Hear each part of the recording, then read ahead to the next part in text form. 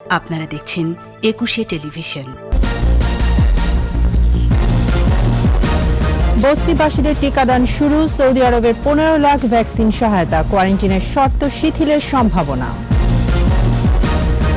স্বাস্থ্যের নথি গায়েবে জড়িত 4 জন সাময়িক বরখাস্ত। বিভাগীয় মামলার পর চূড়ান্ত ব্যবস্থা। নারী চরিত্র নিয়ে প্রশ্ন করা যাবে না, পরিবর্তন আসছে সাক্ষ্য আইনে। জানুয়ারির মধ্যে সংশোধনের নির্দেশ। বিদেশ যেতে খালেদাকে আবেদন করতে হবে জেলে ফিরে। বিশেষ নিরাপত্তা পাবে বঙ্গবন্ধুর পরিবার। সংসদে আইন পাস। থামছে না মেডিকেলে ভর্তি জালিয়াতি, বাড়ছে ভুয়া চিকিৎসক, ঝরে পড়ছে মেধাবীরা।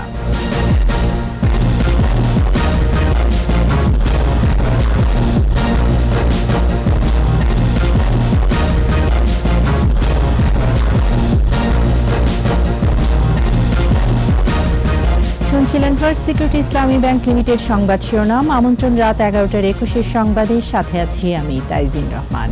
দর্শক, একুশে টেলিভিশনের সংবাদ একই সাথে সরাসরি দেখতে পাবেন আমাদের ফেসবুক পেজ www.facebook.com/2124 অনলাইনে। এছাড়া সংবাদে আরও থাকছে। রাজধানীতে নবান্ন উৎসব, পিঠাপুলি আর লোকজ সঙ্গীত নৃত্যে আবহমান বাংলার রূপ।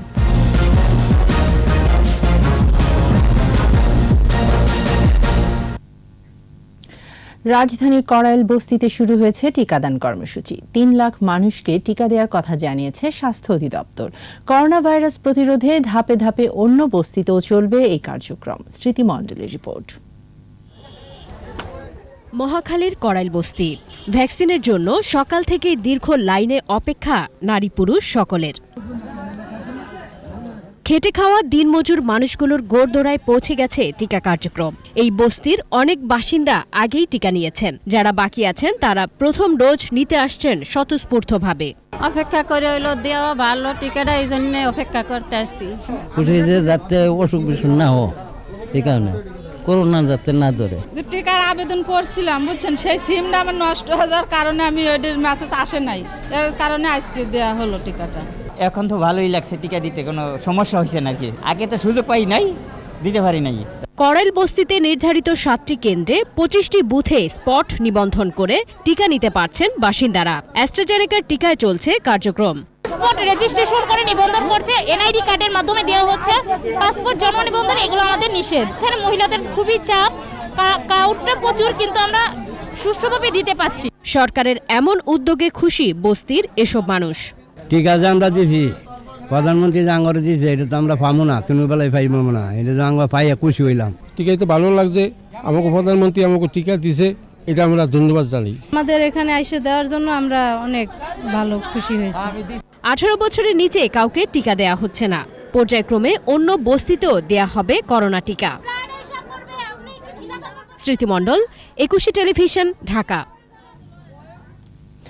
এদিকে সৌদি সরকার অনুমোদন না দেওয়া পর্যন্ত সিনোফার্মের টিকা নেওয়া বাংলাদেশি শ্রমিকদের বাধ্যতামূলক কোয়ারেন্টাইন ও বুস্টার ডোজ নিতে হবে। তবে বিশ্ব স্বাস্থ্য সংস্থা অনুমোদিত সকল ভ্যাকসিন অনুমোদনের বিষয়টি এখনও বিবেচনাধীন বলে জানিয়েছেন বাংলাদেশে নিযুক্ত সৌদি আরবের রাষ্ট্রদূত এসা ইউসুফ আল দোহাইলি। রিপোর্টে বিস্তারিত জানাচ্ছেন মোহাম্মদ নূর নবী। করোনার ভ্যাকসিন যখন বিশ্বের 135টি দেশে পায়নি, তখন বাংলাদেশের নাগরিকদের বিনামূল্যে টিকা দেওয়া শুরু হয়। সারা বিশ্বেই স্বীকৃতি মিলেছে এই টিকা গ্রহণ। এখন টিকাকরণের সক্ষমতা দাঁড়িয়েছে দিনে 80 লাখ, নিয়মিত দেওয়া হচ্ছে 15 লাখ। এরই মধ্যে 21 কোটি টিকা কিনেছে বাংলাদেশ। কোভ্যাক্সের আওতায় পেয়েছে আরও 9 কোটি। সেই ধারাবাহিকতায় এবার বাংলাদেশকে 15 লাখ অ্যাস্ট্রাজেনেকার ভ্যাকসিন উপহার দিল সৌদি আরব। সাথে আছে $1 মিলিয়ন সমমূল্যের চিকিৎসা সরঞ্জাম। হস্তান্তর অনুষ্ঠানে পররাষ্ট্রমন্ত্রী জানালেন, টিকা দেয়ায় করোনা নিয়ন্ত্রণের সুফল মিলছে। বর্তমানে যে পরিকল্পনা আছে তাতে সামনের দিনগুলোতে দেশে ভ্যাকসিনের কোনো সংকট হবে না। Pfizer, AstraZeneca, Sinopharm, 4 of them, right? 4 of them. The people those who have taken 2 doses of those vaccines, they are allowed. প্রশ্ন আসে, বাংলাদেশি শ্রমিকদের সিনোফার্মের টিকা নেওয়ার পরও কেন সৌদি আরবে কোয়ারেন্টাইন ও বুস্টার ডোজ নিতে হচ্ছে? সেটা বিষয়ে তারা কাজ করছে এবং সেটা তারা দিবে, কিন্তু না দেওয়া পর্যন্ত আমাদেরকে যে সৌদি গভর্নমেন্টের যে নিয়ম আছে সেই নিয়ম মেনে আমাদের লোকজন যেতে হবে। রাষ্ট্রদূত জানালেন এ সমস্যার সমাধান হবে, তবে সময় সাপেক্ষ। Saudi Arabia to consider the Chinese vaccine, and inshallah they will respond positive. Don't concentrate only on the vaccine. We are stamping every day 4,000 visas. এরই মধ্যে বিশ্ব স্বাস্থ্য সংস্থার অনুমোদন পাওয়া 8টি ভ্যাকসিনের 4টির অনুমোদন দিয়েছে সৌদি কর্তৃপক্ষ। 50 বিলিয়ন বৃক্ষরোপণ কার্যক্রমে বাংলাদেশের শ্রমিকদের অগ্রাধিকার দেয়া হবে বলেও আশ্বস্ত করেন রাষ্ট্রদূত।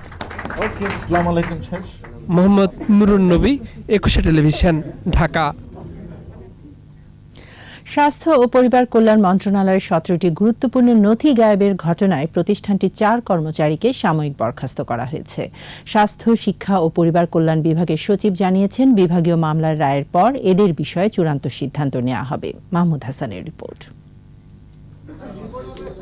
স্বাস্থ্য মন্ত্রণালয়ের স্বাস্থ্য শিক্ষা বিভাগের গুরুত্বপূর্ণ 17টি নথি গায়েব হয় গেল 27 অক্টোবর। পরের দিন শাহবাগ থানায় এই বিষয়ে সাধারণ ডায়েরি করে মন্ত্রণালয়। ঘটনা তদন্তে দায়িত্ব পায় পুলিশের অপরাধ তদন্ত বিভাগ সিআইডি। এছাড়া মন্ত্রণালয়ের অতিরিক্ত সচিব মোহাম্মদ শাহ আলমকে প্রধান করে 4 সদস্যের একটি তদন্ত কমিটি গঠন করা হয়। গত সপ্তাহে স্বাস্থ্য শিক্ষা বিভাগের 4 কর্মচারীকে চিহ্নিত করে প্রতিবেদন জমা দিয়েছে কমিটি। আর এর উপর ভিত্তি করে 4 কর্মচারীকে সাময়িক বরখাস্ত করা হয়েছে বলে জানিয়েছে স্বাস্থ্য শিক্ষা ও পরিবার কল্যাণ বিভাগের সচিব। 4 জনকে সাময়িক বরখাস্ত করা হয়েছে, এখন প্রসিডিং চলছে, এটা চলমান হবে। লাস্ট অফ অল ফাইনাল যে ডিসিশন হবে, জাজমেন্ট হবে সেই অনুযায়ী। বরখাস্ত হওয়া 4 কর্মচারী হলেন ক্রয় ও সংগ্রহ 2 শাখার 60 মুদ্রাক্ষরিক cum computer operator Ayesha Siddika, Joseph Sardar, প্রশাসন 2 এর অফিস সহায়ক বাদল চন্দ্র গোস্বামী এবং প্রশাসন 3 শাখার অফিস সহায়ক মিন্টু মিয়া। মাহমুদ হাসান, একুশে টেলিভিশন, ঢাকা। বাতিল হচ্ছে সাক্ষ্য আইনের 2টি ধারা, নতুন আরও কিছু ধারাও সংযোজন করা হচ্ছে। সংশোধিত আইনে নারীর চরিত্র নিয়ে প্রশ্ন না করার বিধান যুক্ত করা হচ্ছে। সাক্ষ্য আইনের খসড়া উপস্থাপন করে অ্যাটর্নি জেনারেল এম আমিনউদ্দিন হাইকোর্টকে আইনটির বিস্তারিত জানিয়েছেন। 4 জানুয়ারি পর্যন্ত আদালত মুলতবি করেছেন বিচারপতি এম ইনায়েতুর রহিমের দ্বৈত বেঞ্চ। শাকির আরজুর রিপোর্ট। এখনও কোনো নারী ধর্ষণের শিকার হলে কি করবেন তা নিয়ে সিদ্ধান্তহীনতায় ভোগেন, দ্বিধায় ভোগেন নির্যাতিতার পরিবারও। মেডিকেল টেস্ট থেকে মামলা পর্যন্ত যেতে শারীরিক ও মানসিকভাবে বিপর্যস্ত থাকেন ভিকটিম। থানা বা আদালতে দ্বারস্থ হওয়ার আগে ভাবতে হয় শতবার। আদালতেও প্রতিপক্ষের নানা অশালীন প্রশ্নের মুখোমুখি হতে হয় নির্যাতিতাকে। দুশ্চরিত্র প্রমাণ করতে বিব্রত করা হয় নারীকে। এ অবস্থায় হাইকোর্টকে অ্যাটর্নি জেনারেল জানান, 2টি ধারা বাতিল সহ আরও বেশ কিছু পরিবর্তন আনা হচ্ছে সাক্ষ্য আইনে।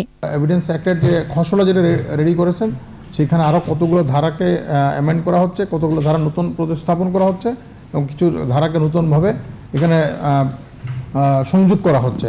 আইনের খসড়ায় তথ্যের সাথে ডিজিটাল রেকর্ড সংযোজন করা হচ্ছে। বিশেষজ্ঞদের মতামত নেয়ার বিধানও রাখা হয়েছে আইনে। ডিজিটাল যে এগুলোকে আইনে, সাক্ষ্য আইনে গ্রহণ করার জন্য কতগুলো বিধান আনছেন।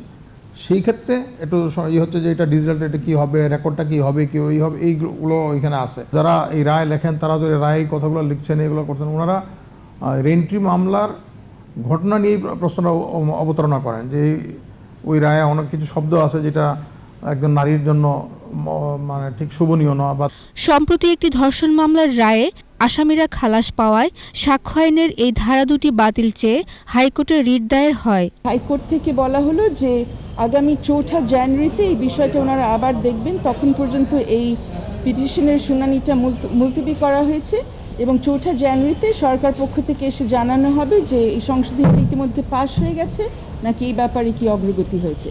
এদিকে সাক্ষ্য আইনের 2টি ধারা বাতিলের প্রস্তাব সহ আইনের সংশোধনী বিল জানুয়ারিতে সংসদের শীতকালীন অধিবেশনে উত্থাপন করার কথা রয়েছে। শাকির আরজু, একুশে টেলিভিশন, ঢাকা। সংবিধানের ষোড়শ সংশোধনীর বিষয়ে উচ্চ আদালতের আদেশের বিরুদ্ধে রাষ্ট্রপক্ষের রিভিউ আবেদনের শিগগিরই শুনানি হবে বলে সংসদকে জানিয়েছেন আইনমন্ত্রী আনিসুল হক। একটি আইন প্রণয়নের আলোচনায় অংশ নিয়ে তিনি বলেন, এখন যে অবস্থা তাতে সুযোগ না থাকলেও বিএনপি চেয়ারপারসন বেগম খালেদা জিয়া আবার জেলে গিয়ে আবেদন করলে তা বিবেচনা করা হবে। এদিন সংসদে বঙ্গবন্ধুর পরিবারের সদস্য সহ গুরুত্বপূর্ণ ব্যক্তিদের নিরাপত্তায় বিশেষ নিরাপত্তা বাহিনী বিল পাশ হয়েছে। বিস্তারিত আকবর হোসেন সুমনের রিপোর্টে। একাদশ জাতীয় সংসদের পঞ্চদশ অধিবেশনে আইন প্রণয়ন কার্যাবলীতে বিরোধী দলীয় নেতা ও উপনেতা পারিতোষিক ও বিশেষাধিকার বিল উত্থাপন করেন আইনমন্ত্রী আনিসুল হক। সহকর্মী সংসদ সদস্যবৃন্দ বিলের ওপর আলোচনায় অংশ নেন বিএনপি ও সংসদের বিরোধী দলীয় সাংসদরা। বিলটি বাছাই কমিটিতে পাঠানোর প্রস্তাবের ওপর আলোচনায় ষোড়শ সংশোধনী প্রসঙ্গে জাতীয় পার্টির একজন এমপির বক্তব্যের জবাব দেন আইনমন্ত্রী। 16th অ্যামেন্ডমেন্টের মামলাটা আপিল বিভাগে রিভিউয়ের জন্য আছে। 16th অ্যামেন্ডমেন্টের যেই জাজমেন্টটা দেওয়া হয়েছিল, there is an error apparent on the face of the record. মাননীয় আপিল বিভাগ বলেছেন যে খুব শিগগিরই তারা এই মামলাটা শুনে দিবেন। খালেদা জিয়ার অসুস্থতা ও চিকিৎসা সংক্রান্ত বিষয়ে বিএনপির সংসদ সদস্য 401 ধারা নিয়ে বিতর্ক উপস্থাপন করেন। 401-এর 1 এবং 401-এর 4 ক ধারা ভালো করে পড়লে দেখা যায়, আদালত যদি বিদেশে যেতে নিষেধ করে কোনো আদেশও দেয়, তারপরেও সরকার বিদেশে যাওয়ার অনুমতি দিতে পারে। অর্থাৎ 401 ধারা অনুযায়ী সরকার চাইলে যে কোনো সময় যে কোনো দেশে উন্নত চিকিৎসার জন্য যেতে পারবেন দেশনেত্রী বেগম খালেদা জিয়া। জবাবে আইনমন্ত্রী জানান, নিষ্পত্তিকৃত আবেদনে পুনরায় আদেশ দেওয়ার আইন নেই। 401 ধারায় যে দরখাস্তটা করা হয়েছিল সেই দরখাস্তটা নিষ্পত্তি হয়ে গেছে। 1 উপধারা, 2 উপধারা, 3 উপধারা, 4 উপধারা, 5 উপধারা, 6 উপধারায় কোথাও নাই যে ওটাকে আবার টেনে এনে আবার ওটাকে আমি রিভাইভ করতে পারি। That is not there in the law. সংসদে কণ্ঠ ভোটে পাশ হয় সরকারি ঋণ আইন, পারিতোষিক ও বিশেষাধিকার বিল। এছাড়া জাতির পিতা বঙ্গবন্ধু শেখ মুজিবুর রহমানের পরিবারের সদস্য সহ গুরুত্বপূর্ণ ব্যক্তিদের দৈহিক নিরাপত্তার বিষয়টি অন্তর্ভুক্ত করে পাশ হয় বিশেষ নিরাপত্তা বাহিনী বিল 2021। স্থিরীকৃত আকারে বিশেষ নিরাপত্তা বাহিনী স্পেশাল সিকিউরিটি ফোর্স বিল 2021 সংসদে পাশ হলো। বিলে বলা হয়েছে, রাষ্ট্রপতি, প্রধানমন্ত্রী এবং জাতির পিতার পরিবারের সদস্যরা যেখানেই অবস্থান করুন না কেন এসএসএফ তাদের দৈহিক নিরাপত্তা দেবে। আপনাদের সহযোগিতার জন্য আন্তরিক ধন্যবাদ। Akbar Hossain Sumon, 21 television, Dhaka. BNP chairperson Begum Khaleda Zia বেশ অসুস্থ বলে জানালেন দলটির মহাসচিব মির্জা ফখরুল ইসলাম আলমগীর। খালেদা জিয়ার সুস্থতা কামনায় নয়াপল্টনে দলের কেন্দ্রীয় কার্যালয়ে দোয়া মাহফিলের আয়োজন করা হয়। এতে বিএনপি মহাসচিব বলেন, খালেদা জিয়া সিসিওতে রয়েছেন, তার অবস্থা খুব একটা ভালো না। চিকিৎসার জন্য তাকে দেশের বাইরে নেওয়া জরুরি বলেও জানান তিনি। মানবিক বিবেচনায় খালেদা জিয়াকে বিদেশে পাঠানোরও দাবি জানান মির্জা ফখরুল।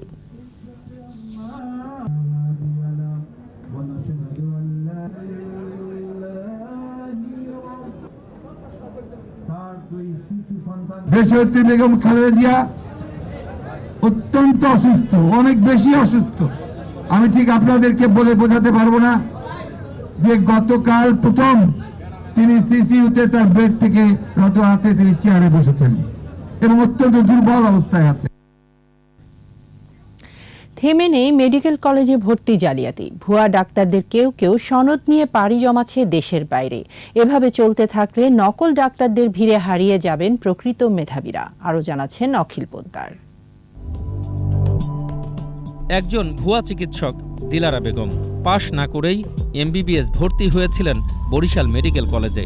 1996-97 শিক্ষাবর্ষে ভর্তির পর 2004 সালে মেডিকেল ও ডেন্টাল কাউন্সিলের সনদ পান দিলারা। অতঃপর স্বামীর সঙ্গে পাড়ি জমান যুক্তরাজ্যে। নিয়মিত রোগীও দেখেন সেখানে। প্রায় 1.5 যুগ পর অডিট অধিদপ্তরের অনুসন্ধানে ধরা পড়েছে ভুয়া ডাক্তার দিলারা বেগমের জাল ভর্তির নানান তথ্য। 1996-97 সালে বরিশাল মেডিকেল কলেজে ভর্তির তথ্যে নাম নেই দিলারার। অকৃতকার্য হয়েও শুধু টাকার জোরে এমবিবিএস ডাক্তার বনে গেছেন তিনি। টাকার জোরে এমন কত শত দিলারা রাতারাতি ডাক্তার হয়ে যাচ্ছেন তার হিসেব কে জানে। মেডিকেল শিক্ষার্থীদের অভিমত, এই অনিয়ম বন্ধ না হলে মেধাবীরা ঝরে পড়বে আর জালিয়াত ডাক্তারের সংখ্যা বাড়বে দেশে। মানুষের লাইফ নিয়ে আমরা ডিল করি ফিউচারে।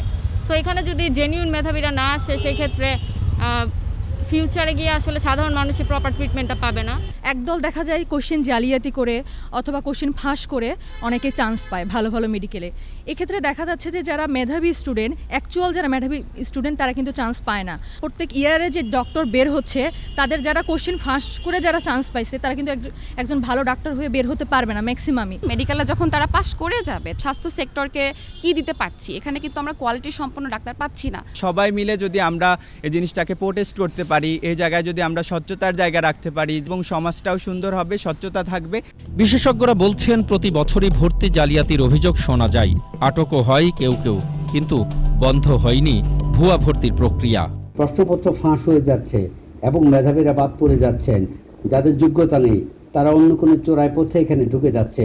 তাহলে বাংলাদেশের চিকিৎসা অবস্থা আসলেই খুব শোচনীয় হয়ে দাঁড়াতে বাধ্য।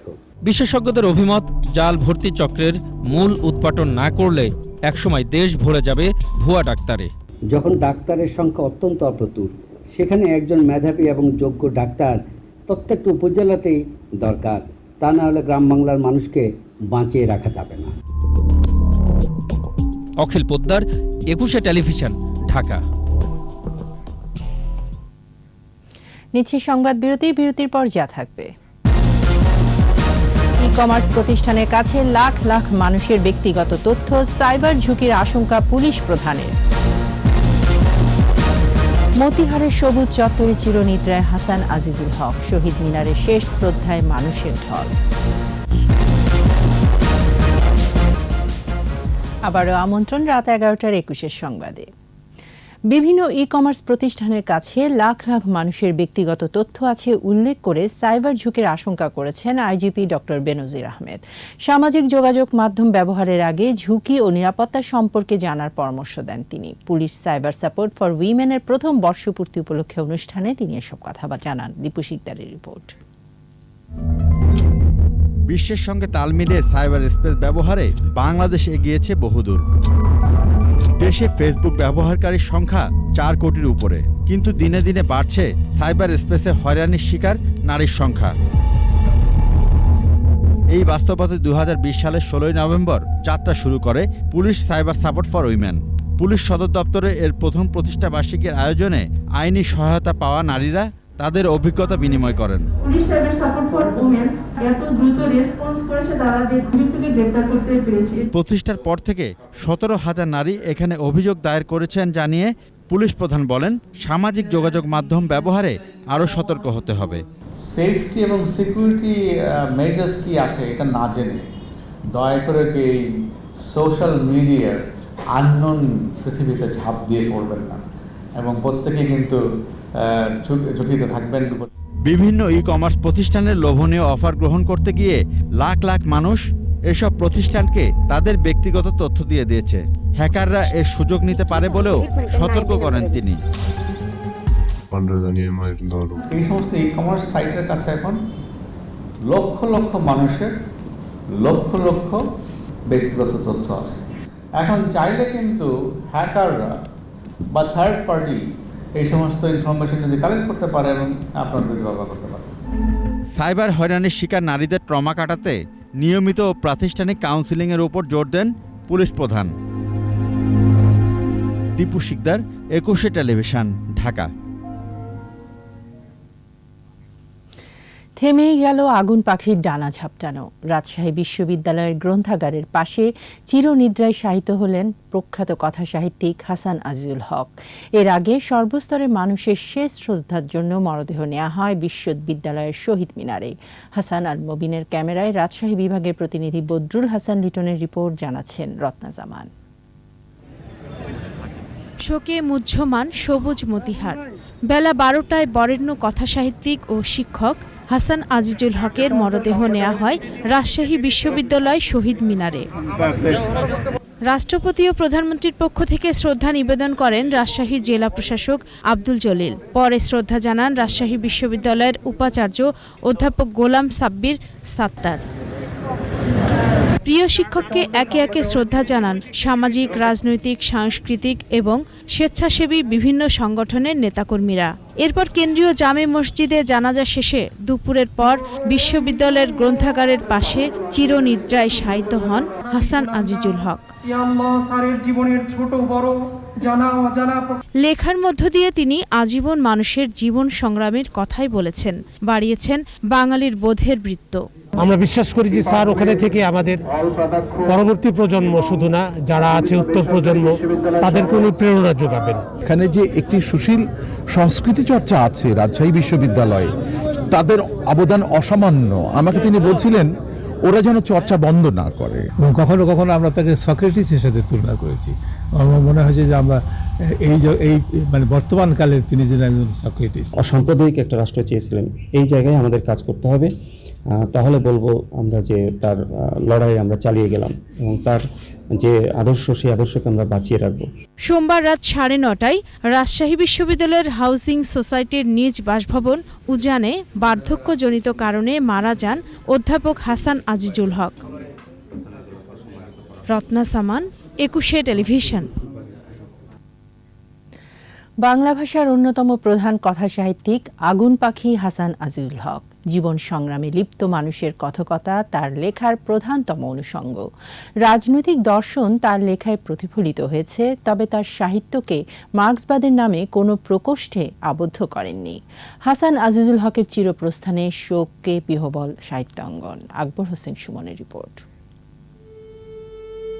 60-এর দশকেই মর্মস্পর্শী বর্ণনা ভঙ্গির জন্য কথা সাহিত্যিক হিসেবে সুনাম কুড়িয়েছেন আগুন পাখির জনক হাসান আজিজুল হক।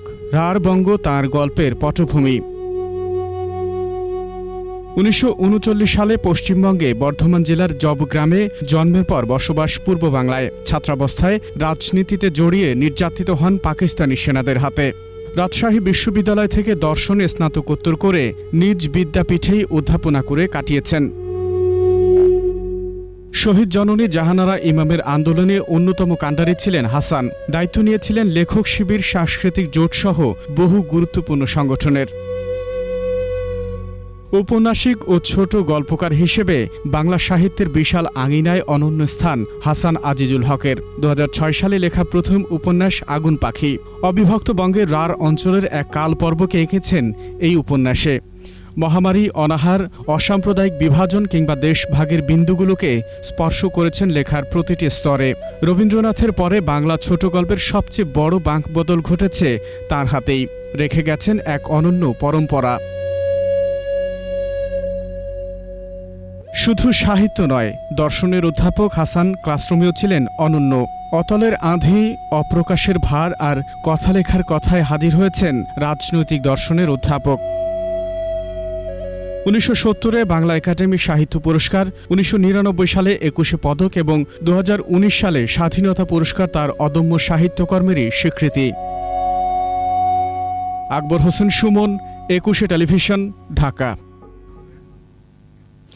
এবারে আমাদের বিশেষ আয়োজন আমার বাংলা।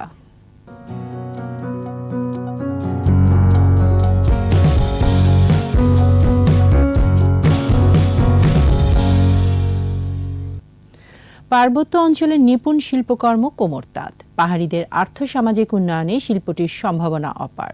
কোমর তাঁতে ঘুরে যেতে পারে পাহাড়ি নারীদের জীবন চাকা। সংশ্লিষ্টরা বলছেন এটির বাণিজ্যিক প্রসারে রাষ্ট্রীয় পৃষ্ঠপোষকতা জরুরি। খাগড়াছড়ি প্রতিনিধি চিংমেপ্রুর রিপোর্ট, জানাচ্ছেন রত্না জামান। নানা রঙের সুতা আর নকশায় পাহাড়ি জনপদের ঘরে ঘরে তৈরি হচ্ছে বৈচিত্র্যপূর্ণ তাঁতের কাপড়। কোমরের সাথে দড়ি বেঁধে তৈরি করা হয় বলে নিপুণ এই শিল্পকর্ম পরিচিতি পেয়েছে কোমর তাঁত হিসেবে। চাদর, ওড়না, পিনন, খাদি, বিছানা চাদর, উত্তরীয় সহ বাহারি রঙের পণ্য তৈরি হয় কোমর তাঁতে। উপজাতি নারীরাই ঐতিহ্যবাহী এ শিল্পকে টিকিয়ে রেখেছেন। স্থানীয়রা জানান, একসময় পাহাড়ে উৎপাদিত তুলা থেকে চরকার সাহায্যে সুতা তৈরি করে পিনন ও থামির কাজ করা হতো, কিন্তু প্রক্রিয়াটি সময় সাপেক্ষ হওয়ায় এখন বাজার থেকে সুতা কিনেই বোনা হচ্ছে কাপড়। আর এ কাজে পাহাড়ি নারীরাই বাঁশ ও কাঠের পুরনো পদ্ধতি অবলম্বন করছেন। এই চাদরগুলো তৈরি করে আমরা বিক্রি করি। বিক্রি করে আমরা সংসার চালাই। অরনা হলে 1500 টাকা ওই ফুল সহ আর কি, আর যদি ফুল ছাড়া ওইটা 1000 টাকা।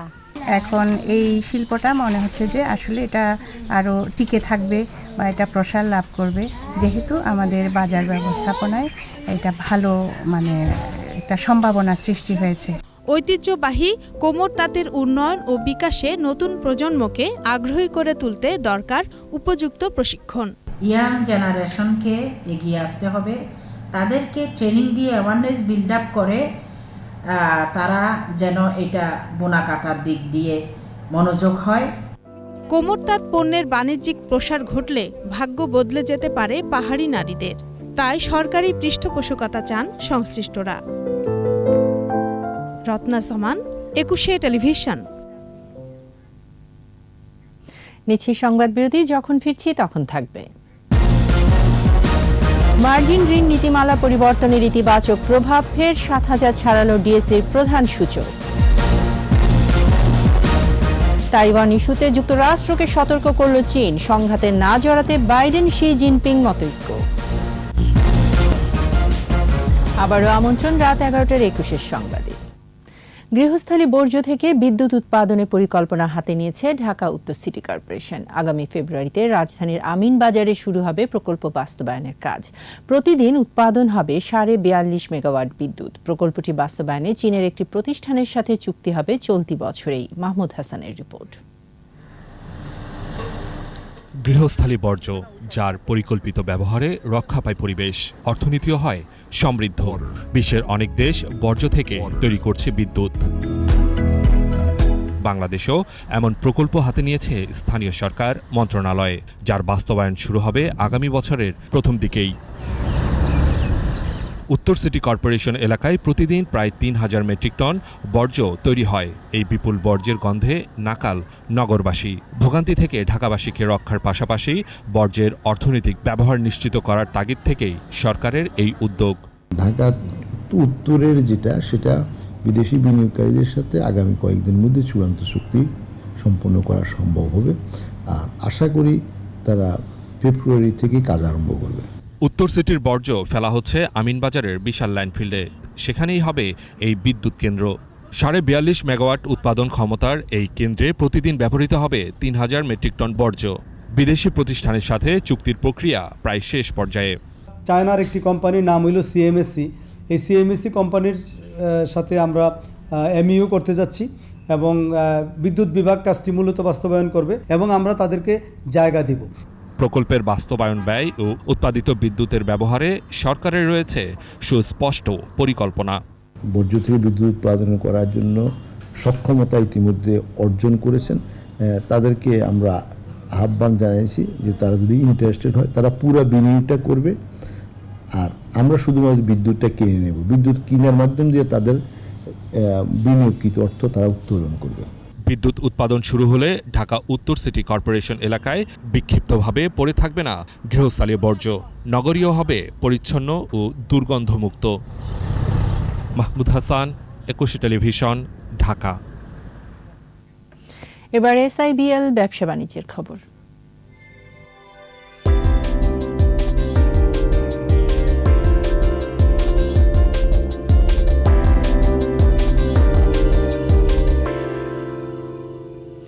মার্জিন ঋণ নীতিমালা পরিবর্তনের ইতিবাচক প্রভাব পড়েছে পুঁজিবাজারে। ডিএসসির প্রধান সূচক আবারও ছাড়িয়েছে 7000 পয়েন্ট। মঙ্গলবার ডিএসসিতে লেনদেন হওয়া 376টি প্রতিষ্ঠানের মধ্যে দর বেড়েছে 219টির, কমেছে 130টির, আর অপরিবর্তিত ছিল 27টির দর।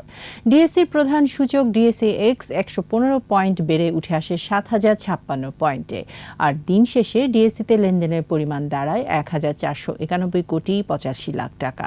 সূচক বেড়েছে অপর স্টক এক্সচেঞ্জ সিএসিতেও। লেনদেন হয়েছে 65 কোটি 93 লাখ টাকার শেয়ার ও মিউচুয়াল ফান্ড।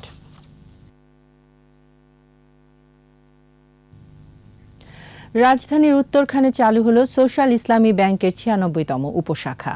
প্রধান কার্যালয় থেকে ভার্চুয়াল প্ল্যাটফর্মে ব্যাংকের উপব্যবস্থাপনা পরিচালক শামসুল হক এর উদ্বোধন করেন। এ সময় কোম্পানির সচিব আব্দুল হান্নান খান, মার্কেটিং অ্যান্ড ব্র্যান্ড কমিউনিকেশন ডিভিশনের প্রধান মোহাম্মদ মনিরুজ্জামান এবং branches control and general banking ডিভিশনের প্রধান সাইফ আল আমিন সহ স্থানীয় বিশিষ্টজনেরা উপস্থিত ছিলেন।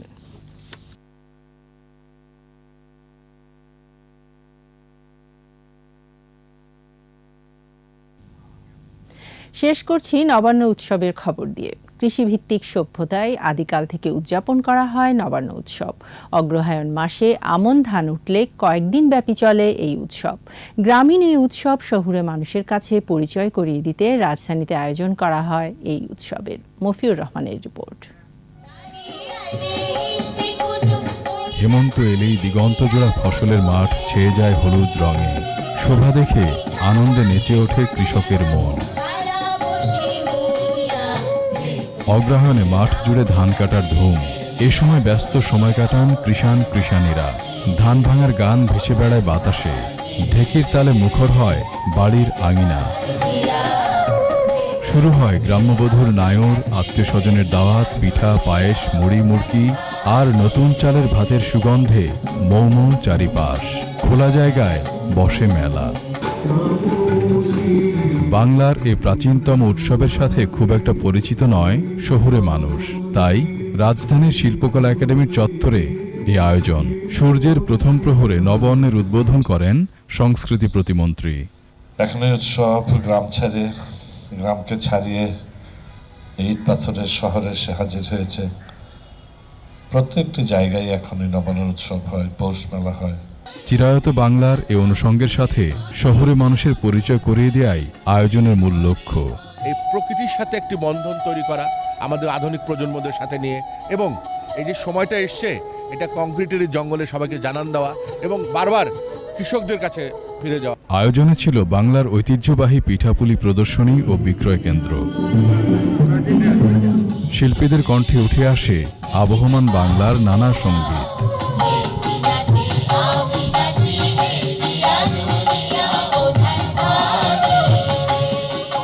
নূপুরের নিক্কনে লোকজ সঙ্গীতের তালে নৃত্য পরিবেশন করেন শিল্পীরা। এমন আয়োজন নগর জীবনে বিরল অভিজ্ঞতা। করোনা পরবর্তী সময়ে এসে একটু অন্যরকম অনুভূতি হচ্ছে। দুঃসময় শেষে উৎসব তো ভালোই লাগবে। নবান্নের রূপসুধা ধরা দিয়েছে কবি সাহিত্যিকের কাব্য ও সাহিত্যেও। মফিউর রহমান, একুশে টেলিভিশন, ঢাকা।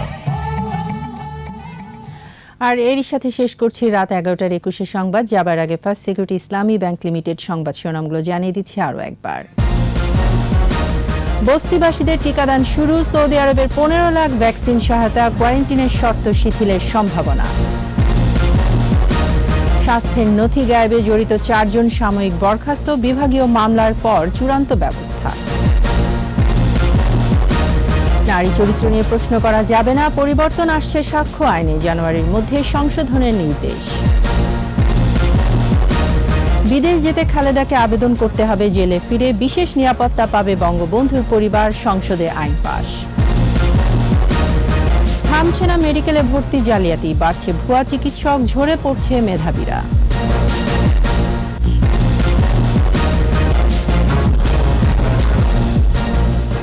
সর্বশেষ খবর জানতে ডায়াল করুন 2021 নম্বরে, আর ভিজিট করুন 21-tv.com এই ওয়েবসাইটে। এছাড়া ফেসবুকে লগ ইন করতে পারেন facebook.com/2124 অনলাইনে। পরের সংবাদ রাত 1টায় দেখার আমন্ত্রণ রইল। স্বাস্থ্যবিধি মেনে চলুন, সুস্থ থাকুন।